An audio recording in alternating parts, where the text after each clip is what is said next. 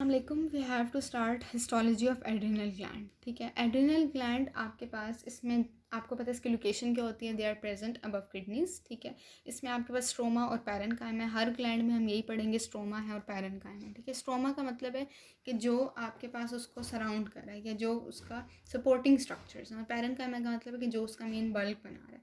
अब स्ट्रोमा में आपके पास तीन चीज़ें होते हैं, capsule, septa and reticular connective tissue.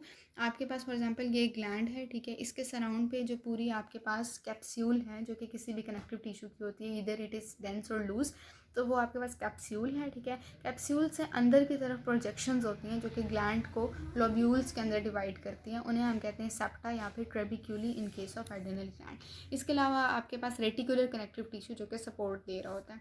Parenchyma आपके पास दो चीज़ें, एड्रिनल कॉर्टेक्स है एंड एड्रिनल मेड्यूला है। ठीक है, अब आपके पास जो कॉर्टेक्स है बेसिकली उसमें तीन रीजन्स होते हैं, वो हम आगे जाके देखते हैं, zona glomerulosa, zona fasciculata and zona reticularis.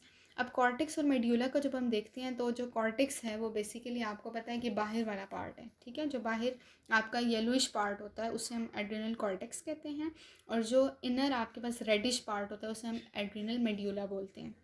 अब जो कॉर्टेक्स है और जो मेड्यूला, एम्ब्रियोलॉजिकली ये दोनों डिफरेंट लेयर्स से बने हैं। ठीक है, फॉर एग्जांपल एड्रिनल कॉर्टेक्स आपका मेसोडर्मल इन ओरिजिन है। अभी हम इसकी डेवलपमेंट नहीं देख रहे एड्रिनल ग्लैंड की, जब हम इसकी एम्ब्रियो में डेवलपमेंट करेंगे तब हम देखेंगे कि एड्रिनल कॉर्टेक्स आपका मेसोडर्म से बनता है और जो मेड्यूला है आपका वो एक्टोडर्म से बनता है। एड्रिनल कॉर्टेक्स में क्या क्या होते हैं, इसके जो सारे फीचर्स हैं, इसके अंदर जो जो आपके पास डिस्टिंग्विशिंग फीचर्स हैं बेसिकली जो एड्रिनल मेड्यूला से इसको डिफरेंट बनाते हैं, ये जो फीचर्स हैं ये इन तीनों रीजन्स के अंदर प्रेजेंट होंगे। जो मैं आपको आगे एड्रिनल कॉर्टेक्स के रीजन्स बताऊंगी, इन तीनों रीजन्स के अंदर ये फीचर्स होंगे लेकिन थोड़े थोड़े चेंजेस के साथ। ठीक है, मतलब किसी में कोई ड्रॉपलेट ज़्यादा होंगे, किसी का साइज़ छोटा होगा, तो वो हम आगे देखेंगे। अब एड्रिनल कॉर्टेक्स के जो जनरल फीचर्स हैं वो क्या हैं, अबंडेंट फैट ड्रॉपलेट्स। ठीक है, फैट ड्रॉपलेट्स इसमें बहुत ज़्यादा बड़े बड़े होते हैं। उनका काम क्या होता है, कोलेस्ट्रॉल को स्टोर करना। अब आपको पता है ये कोलेस्ट्रॉल हमें किस लिए चाहिए, डिफरेंट स्टेरॉयडल हार्मोन्स की सिंथेसिस के लिए। तो ये कोलेस्ट्रॉल को स्टोर करके रखते हैं अनटिल एंड अनलेस हमें हार्मोन्स नहीं बनाने। ठीक है, तो हार्मोन्स जब भी हमें बनाने होते हैं तो ये कोलेस्ट्रॉल को सिक्रीट कर देते हैं, हार्मोन सिंथेसिस होती है, और हार्मोन्स बेसिकली लिपिड सॉल्युबल होते हैं, तो वो ब्लड के अंदर डिफ्यूज़ कर जाते हैं। इसके प्रॉपर्टीज़ में आपको बता रही थी कि फ़ैट ड्रॉपलेट सबसे ज़्यादा होते हैं। इसके अलावा आपके पास स्मूथ एंडोप्लाज्मिक रेटिकुलम जो है वो इसमें अबंडेंट होता है, माइटोकॉन्ड्रिया भी अबंडेंट होता है।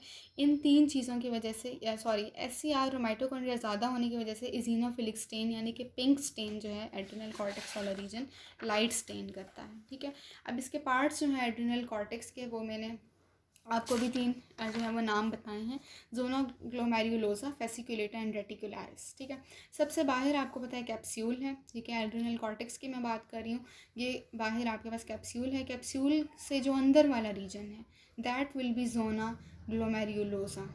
ठीक है, अगर आप अपनी निशानी के लिए आपको नहीं पता चलता कि कौन सा कब आएगा तो आप GFR एक लफ्ज़ याद कर लें। वैसे तो ये लफ्ज़ फिजियोलॉजी में हम यूज़ करते हैं, लेकिन आप GFR इस तरह याद रखें कि सबसे बाहर ग्लोमेरुलोसा, ठीक है, फिर उससे अंदर फेसिकुलेटा, फिर उससे अंदर रेटिकुलरिस, और रेटिकुलरिस से अंदर आपके पास मेड्यूला वाला रीजन आ जाएगा। अब जो जोना ग्लोमेरुलोसा है वो basically 15% of the cortex constitute करता है। ठीक है, this is important for MCQs, percentages ये याद करने वाली चीज़ें हैं। जोना फेसिकुलेटा जो है आपके पास 78% होता है, और रेटिकुलरिस 10%, मीन्स के सबसे ज़्यादा आपके पास फेसिकुलेटा प्रेजेंट होता है, फिर आपके पास ग्लोमेरुलोसा, और सबसे कम रेटिकुलरिस होता है। अच्छा, अब इनके अगर हम देखें तो सेल्स किस किस किस्म के होते हैं। जोना ग्लोमेरुलोसा जो है वो बेसिकली आर्च्ड कॉलम या क्लस्टर, मतलब आर्च की फॉर्म में बेसिकली इसके सेल्स अरेंज हुए होते हैं, या तो लंबे लंबे सेल्स होंगे या पिरामिड शेप के सेल्स जो हैं वो इसमें प्रेजेंट होते हैं, और इनका सफेरिकल न्यूक्लियस होता है, सफ़ेयर शेप न्यूक्लियस होता है, और वो डार्क स्टेन करता है। ठीक है, ये इसकी जो है वो डिस्टिंग्विशिंग फीचर्स हैं। इसके अलावा आपने याद रखना है कि इसमें जो कैपिलरी होती है कौन सी टाइप होती है, फेनेस्ट्रेटेड कैपिलरीज होती हैं। ठीक है, फेनेस्ट्रेटेड कैपिलरीज की लोकेशन क्या होती है, वो बेसिकली डिफरेंट जो आर्च कॉलम्स उनके बीच बीच में, ये आपके पास है ना कैपिलरी। ठीक है, कैपिलरी के सराउंडिंग पे आपके पास आर्चेस या फिर कॉलम्स बने हुए होते हैं। ये हो गया zona glomerulosa. Zona fasciculata, zona fasciculata जो है बेसिकली ये कॉर्ड्स की फॉर्म में अरेंज है। ठीक है, इसमें पॉलीहेड्रल सेल्स होते हैं जो कॉर्ड्स की फॉर्म में अरेंज होते हैं। न्यूक्लियस इसका भी सफेरिकल है लेकिन डार्क स्टेन नहीं करता, इसका न्यूक्लियस लाइट स्टेन करता है। ये एक कॉर्ड है। ठीक है। इसी तरह एक और कॉर्ड होगा, इसी तरह और कॉर्ड्स होंगे, और कॉर्ड्स के बीच में आपके पास जो है फेनिस्ट्रेटेड कैपिलरीज प्रेजेंट होती हैं, ठीक है। ये इसकी लोकेशन है। जोना रेटिकुलरिस जो है वो आपके पास बेसिकली एनास्टोमोसिस है, नेटवर्क है। रेटिकुलम का मतलब होता है ना नेटवर्क, रेटिकुलरिस से याद रखना, तो मतलब कोई एनास्टोमोसिस है या फिर नेटवर्क की फॉर्म में इनके सेल्स अरेंज होती हैं। पॉलीहेड्रल या फिर राउंडेड सेल्स होते हैं, एक किस्म का एनास्टोमोसिस होता है। और डिफरेंट जो कॉर्ड्स हैं या एनास्टोमोसिस के बीच बीच में आपके पास साइनोसॉइडल कैपिलरीज प्रेजेंट होती है। ये इंपॉर्टेंट है, इसमें साइनोसॉइडल कैपिलरीज होती हैं और इन दोनों में फेनिस्ट्रेटेड होती हैं।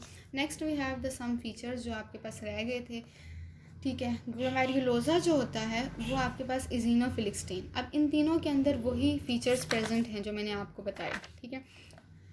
अब इसके अंदर भी सारी बातें वही, SCR ज़्यादा है, माइटोकॉन्ड्रिया ज़्यादा है, इजिनोफिलिक स्टेन करता है, ठीक है। आपका ये क्या सिक्रीट करता है, एल्डोस्टेरॉन सिक्रीट करता है।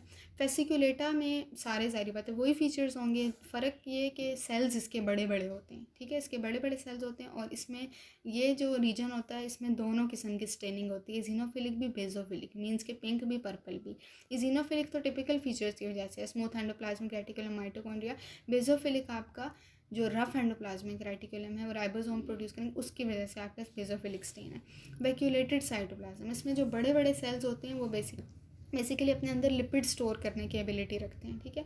तो आपके पास ये बेसिकली इनका जो है वो वैक्यूलेटेड साइटोप्लाज्म हो जाता है, क्योंकि जो फैट होता है ना इनके साइटोप्लाज्म के अंदर, जब हम टिश्यू प्रोसेसिंग कर रहे होते हैं तो इनका जो फैट होता है बेसिकली बड़े बड़े ड्रॉपलेट्स की फॉर्म में अपेयर हो जाता है। इसके अलावा ये कॉर्टिसोल सिक्रीट करता है रीजन।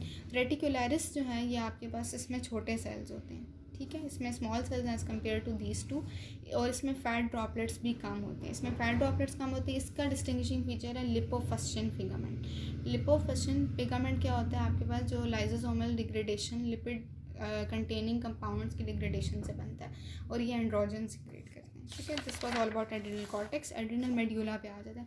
एड्रिनल मेड्यूला में पॉलीहेड्रल सेल्स होते हैं आपके पास, उनकी कॉर्ड्स प्रेजेंट होती हैं, इसमें साइनोसॉइडल कैपिलरीज भी होंगी, ठीक है। ये पेल स्टेन करते हैं, इनके बाहर रेटिकुलर कनेक्टिव टिश्यू भी होगा। एड्रिनल मेड्यूला के सेल्स को हम मेड्यूलरी सेल्स भी कहते हैं या फिर क्रोमैफिन सेल्स भी इनका एक और नाम है। क्रोमैफिन सेल्स इसलिए इसे कहते हैं क्योंकि जो क्रोमेट्स होते हैं आपके पास, फॉर एग्जांपल पोटेशियम क्रोमेट या पोटेशियम क्रोमेट्स के सेल्स के साथ ये ब्राउन स्टेन करते हैं, ठीक है। तो इसलिए हम इन्हें क्रोमैफिन सेल्स भी कहते हैं। और ये इनका जो है वो एम्ब्रियोलॉजिकली इसके ओरिजिन क्या होते हैं, न्यूरल क्रस्ट सेल्स आपके पास जो होते हैं वो बनाते हैं। तो इन्हें हम कह सकते हैं कि these are some sort of neurons without dendrites and axons, ठीक है। तो अगर ये न्यूरॉन्स हैं तो इनकी स्टिमुलेशन बाय नर्वस सिस्टम होती है। मेड्यूलरी सेल्स में आपके पास क्या क्वालिटीज़ होती हैं, रफ एंडोप्लाज्मिक रेटिकुलम ज़्यादा होता है, गोल्जी ऑपरेटस, माइटोकॉन्ड्रिया ज़्यादा है, सिक्रीटरी ग्रेन्यूल्स ज़्यादा हैं। अब ये जो सिक्रीटरी ग्रेन्यूल्स हैं बेसिकली इसके अंदर क्या क्या प्रेजेंट होता है, एपिनेफ्रीन स्टोर हुआ होता है, नॉरेपिनेफ्रीन, कैल्शियम, ATP और क्रोमोग्रेनिन आपके पास जो है वो एक प्रोटीन है जो कि बेसिकली एपिनेफ्रीन और नॉरेपिनेफ्रीन को अपने साथ बाइंड करके रखती है, और जब भी प्रॉपर स्टिमुलेशन आती है इधर इन स्ट्रेस, ठीक है, तो आपके पास ये सिक्रेट हो जाता है। एपिनेफ्रीन 80%, मतलब जब भी आपके पास जो है स्टिमुलेशन होगी तो जो कैटेकोलामीन सिक्रीट होंगे उनमें 80% आपका एपिनेफ्रीन होगा।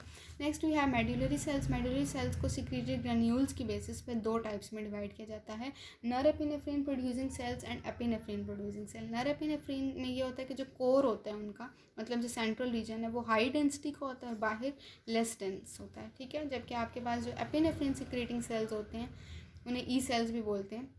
होमोजीनस मतलब कि आपके पास डेंसिटी उन दोनों की सेम ही होती है, कोर और आउटर रीजन की, लेकिन वो इसके कंपैरेटिवली लेस डेंस होता है, ठीक है। This was all about adrenal gland. Thank you.